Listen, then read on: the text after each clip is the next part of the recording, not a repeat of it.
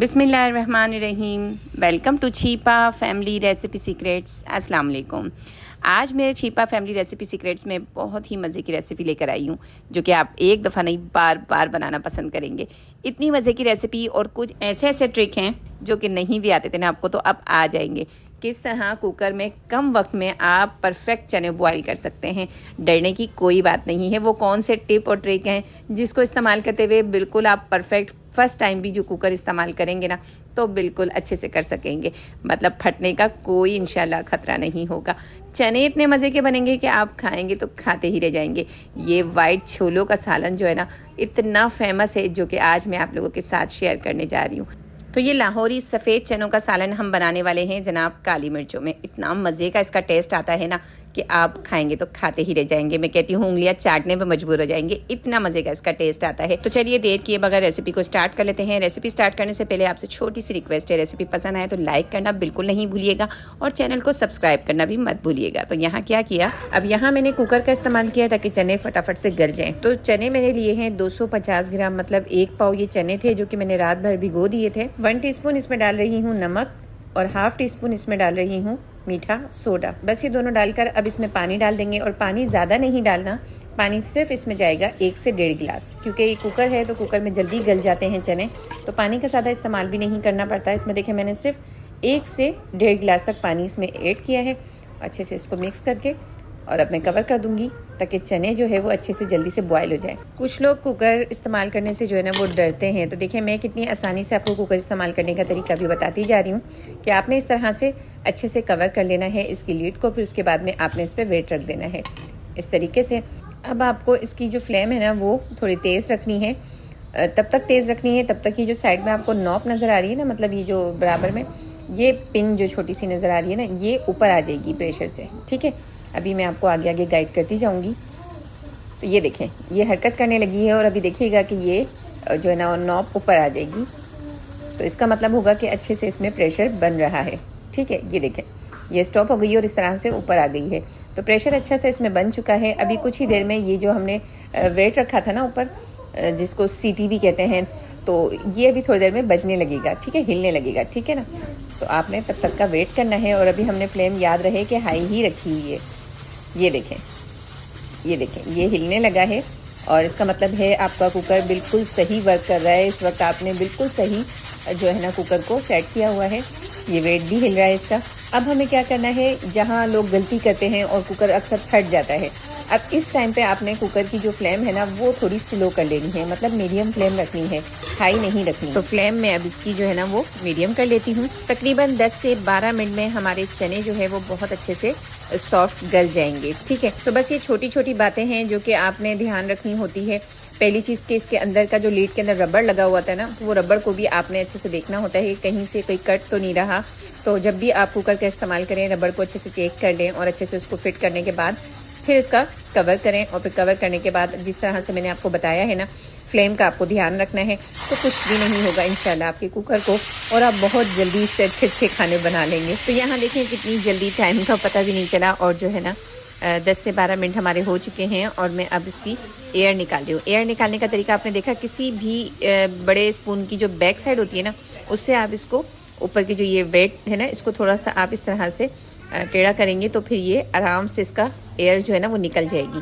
अगर ऐसे नहीं कर सकते हैं तो थोड़ी सी देर से इसी तरह रहने दें। जब थोड़ी देर में इसका टेम्परेचर डाउन हो जाए तो फिर आपने ऊपर का वेट हटा लेना है, जो भी इसके अंदर एयर होगी वो निकल जाए। आप इसे खोल सकते हैं। तो देखिए मैं इसको खोल रही हूँ। तो ये मैंने आपको बहुत ही आसान तरीका बता दिया है कुकर को यूज़ करने का, तो कोई घबराने की बात नहीं है। आप भी अगर डरते हैं और कुकर इस्तेमाल अभी तक नहीं किया है आपने, इसी वजह से कि आपको डर बहुत लगता है, तो एक बार इस तरीके से कुकर का इस्तेमाल करके देखिए और बहुत झटपट इससे काम हो जाता है, फटाफट से खाना तैयार हो जाता है। तो अब मैं ना यहाँ चने चेक कर लेती हूँ कि हमने चने बॉयल किए थे वो गल गए या नहीं। तो देखें आपके सामने ही मैं चने को चेक करती हूँ। गरम बहुत तेज़ है, ये देखें बहुत अच्छे से सॉफ्ट हो चुके हैं और टाइम की कितनी बचत हुई है ना, इतनी जल्दी ये चने जो है कुकर में गल जाते हैं। तो अब मुझे क्या करना है, इसमें से जो है ना चने 1 कप मुझे अलग से निकाल के रखने हैं। तो यहाँ से मैं एक बाउल लेके ना इसमें निकाल लेती हूँ 1 कप चने अलग। ठीक है, तो चने के साथ थोड़ा सा पानी भी इसी में डाल लूँगी, ताकि जो है ना इस चनों को मुझे पेस्ट बनाना है, ठीक है, पीसना है। इससे हमारे चनों की ग्रेवी बहुत अच्छी बनेगी और टेस्ट भी बहुत अच्छा आएगा।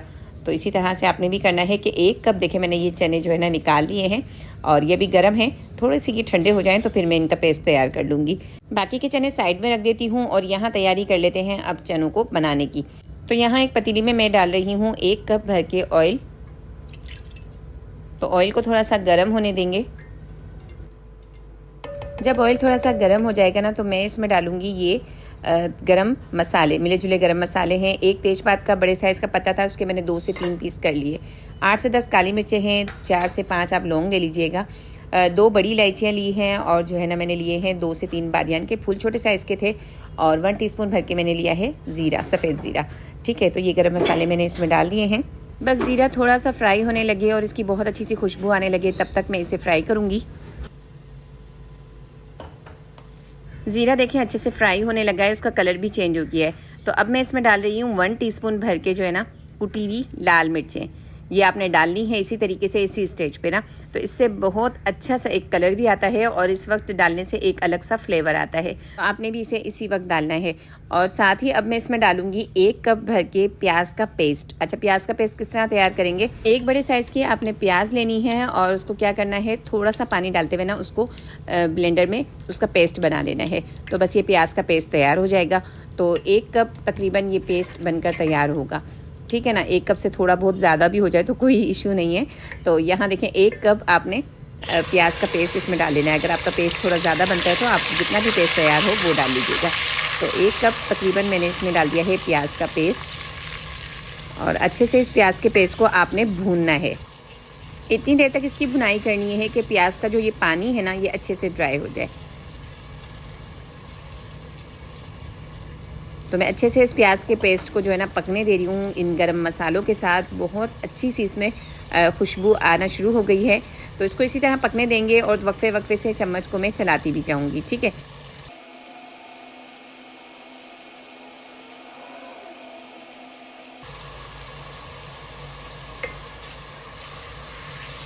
तो प्याज का पानी देखें अच्छे से ड्राई हो चुका है, ठीक है। ये देखें अब मैं इसमें डालूँगी 1 टेबल स्पून भर के लहसुन अदरक का पेस्ट। और अब लहसुन अदरक के पेस्ट को भी अच्छे से आपने भूनना है, इसका भी कच्चापन अच्छे से दूर हो जाए।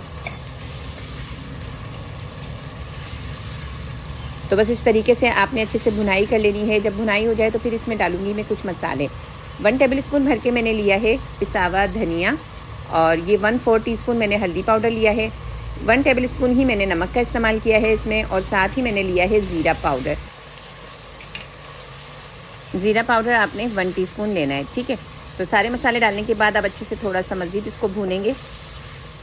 और बस देखिए इस तरह से भूनने के बाद अब मैं इसमें डालूँगी दही। तो दही आपने लेना है सिर्फ 1/2 कप, ठीक है। दही डालकर भी आपने इसकी बहुत अच्छी सी भुनाई करनी है कि दही जो है ना वो बिल्कुल भी फटा फटा नज़र ना आए। तो बस कुछ देर मैं इसकी भुनाई करूँगी ताकि दही भी अच्छे से इसमें मिक्स हो जाए और बहुत अच्छा सा ये हमारा मसाला तैयार हो जाए।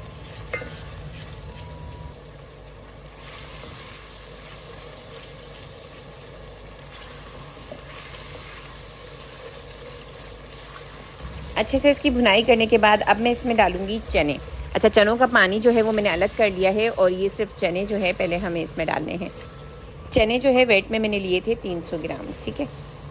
तो अच्छे से चने डालने के बाद अब मज़ीद इसको थोड़ा सा भूनूंगी, और साथ ही इसमें डाल दूँगी वो पेस्ट जो कि हमने चने का तैयार करके रखा था।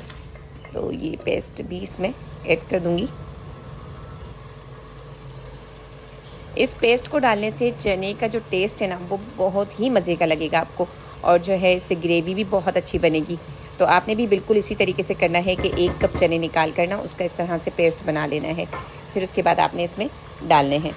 और अगर किसी वजह से आप भूल जाएं और चने में से जैसे अलग से चने निकालना भूल जाए पेस्ट बनाने के लिए, तो आपने क्या करना है, 2 आलू लेने हैं। 2 आलूओं को अच्छे से बॉईल करना है और उन आलूओं का पेस्ट बना लेना है, और वो आलू इसकी जगह जो है आप पेस्ट बनाकर डाल देंगे, ठीक है। तो भी इतना अच्छा सा इसका टेस्ट आएगा। तो ये जो वो पानी है जो मैं डाल रही हूँ इसमें, जो कि मैंने चने उबालने में इस्तेमाल किया था, ठीक है। तो चने वाला पानी आपने इसमें डालना है। बहुत ही मज़े के ये चने बनेंगे।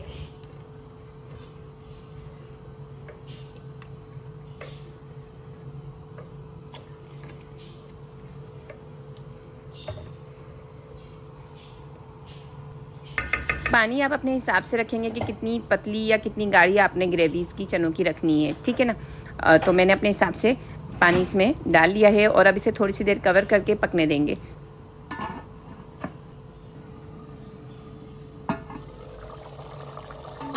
ये देखें, इसकी थिकनेस कुछ इस तरह की है। मुझे इतनी ही ग्रेवी इसकी रखनी थी। तो ये चने तो पक्के अच्छे से हो गए रेडी। तो एक जो मेन चीज़ है वो है काली मिर्चें। तो काली मिर्चें आपने इसी तरह फ्रेश कूटनी है और कूट कर थोड़ी सी देखें मोटी मोटी सी मैंने इनको कूटा है। एकदम पाउडर नहीं लेना आपने इसको, फ्रेश इसी तरह से थोड़ा सा दरदरा सा कूटना है और डालनी है 1 टेबलस्पून भर की काली मिर्चें। 10 से 12 आपने डालने हैं ये आलू बुखारे सूखे हुए, ठीक है ना। तो इनको स्किप बिल्कुल नहीं कीजिएगा। अगर तो आपके पास आलू बुखारे मौजूद ना हो तो इसकी जगह आप लीमू या इमली का भी इस्तेमाल कर सकते हैं, लेकिन कोशिश कीजिएगा कि आप इसमें जो है ना आलू बुखारे ही डालें, क्योंकि इसका फ्लेवर और इसका टेस्ट जो है ना वो बहुत ही मज़े का आता है। 2 हरी मिर्चें ली थी, इस तरह से मोटे मोटे पीसेस में आपने कट करनी है, वो भी इसमें डालनी है। ध्यान रहे कि काली मिर्च, हरी मिर्च और ये आलू बुखारे तीनों आपने इस लास्ट स्टेज पे ही डालना है, मतलब दम में ही डालना है, आपने पहले बिल्कुल भी नहीं डालना। काली मिर्ची आपने देखा मैंने बिल्कुल लास्ट में डाली है। इससे हमारे छोलों का कलर देखें आप, माशाल्लाह बहुत ही ज़बरदस्त इसका कलर आया है।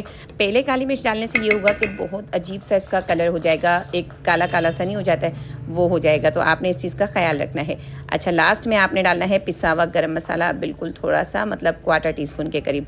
तो अब बस इसको थोड़ा सा देर कवर करेंगे ताकि हरी मिर्च, आलू बुखारे, काली मिर्च और ये गरम मसाला, इन चारों की भी बहुत अच्छी सी जो खुशबू है ना वो इसमें आ जाए। बस सिर्फ देखा आपने, मैंने थोड़ी सी ही देर इसको कवर करके छोड़ा था और अब देखें माशाल्लाह माशाल्लाह इसका लुक देखें, बहुत ही ज़बरदस्त ये चने बनकर तैयार हुए हैं। आप देखें इसका लुक बहुत ही ज़बरदस्त आया है और ये खाने में इंतहाई मज़ेदार हैं। एक बार बनाकर ज़रूर ट्राई कीजिएगा, देखिएगा आपके भी ये फेवरेट बन जाएंगे। इतने मज़े का ये सालन बनकर तैयार होता है। तो कैसी लगी आपको आज की ये रेसिपी? थोड़ी बहुत भी मेरी रेसिपी पसंद आई हो ना तो मेरी रेसिपी को लाइक करना बिल्कुल नहीं भूलिएगा। अगर तो आप मेरे चैनल पे नए हैं और अभी तक आपने मेरे चैनल को भी सब्सक्राइब नहीं किया है, फर्स्ट टाइम आज मेरी वीडियो देख रहे हैं, तो आपसे रिक्वेस्ट है कि आप मेरे चैनल को भी सब्सक्राइब कर दीजिए। इससे क्या होगा कि मेरी जो भी न्यू रेसिपी आएगी ना वो सबसे पहले आपके पास आएगी और सबसे पहले आप मेरी रेसिपी देख सकेंगे। तो कैसी लगी आज की रेसिपी अपने कमेंट्स में भी मुझे ज़रूर बताइएगा। चलिए अभी इजाज़त दीजिए, नेक्स्ट वीडियो तक के लिए अपनी दुआओं में भी मुझे याद रखिएगा। अल्लाह हाफिज़।